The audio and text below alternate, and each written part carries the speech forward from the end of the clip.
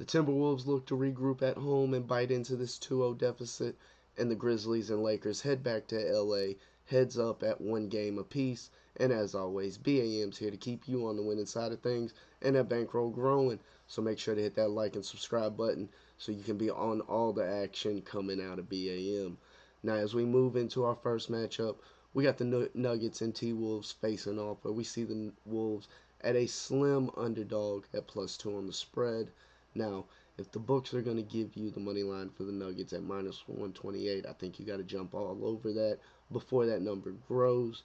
Now, in game two, we saw a potentially banged up Joker go out and put up nearly a triple double, 27 points, 9 assists, 9 rebounds. Nothing major, just proving why he's a multiple MVP. That's all. Now, we did also see Murray drop a 40 burger in the same game. And while the T Wolves were able to keep the game close for a majority of it and even nearly battling for the lead down the fourth quarter, late in the fourth quarter, we saw the Nuggets pull away and cover the closing spreads around 8 points, finishing with a 9 point win.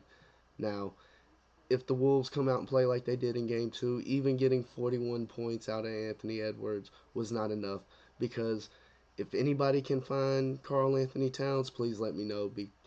That 10-point performance ain't going to cut it. When you get something like 41 points out of Anthony Edwards, you need to capitalize on a game like that. And unfortunately, the Wolves were not able to do it. And this being said, I definitely got to back the Nuggets, especially with that low money line, as I mentioned. Now, as far as the game total of 223, it's hard to say because the Nuggets can keep up with just about any offense in the league. And at the same time, if this becomes a defensive matchup, they are also fine with keeping things in a more slow pace and grind it out, because they are capable of getting a 10, 12 point lead and grinding away and keeping that lead until the clock runs out. That said, I'm going to be moving on with the money line. And as we slide into our next matchup, we got a series that's tied at 1 between the Grizzlies and Lakers. And we see on the spread the Lakers come in as a 4.5 point favorite. Though, me personally, I'm going to have to fade the Lakers in this situation on the spread.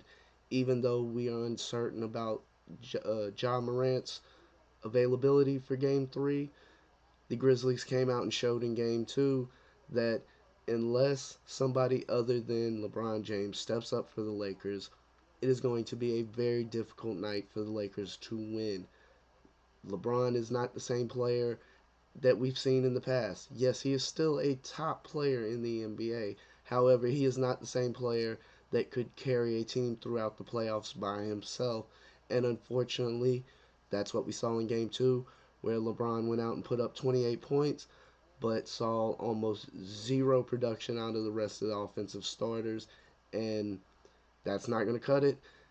So I definitely got to look at the Grizzlies -4.5 in this game.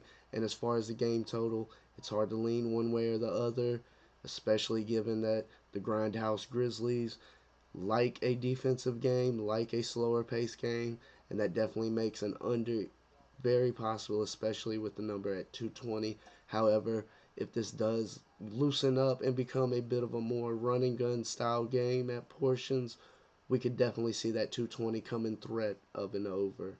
Now, folks, make sure to take care out there, y'all. D Weezy out. Twinkle, twinkle, baby.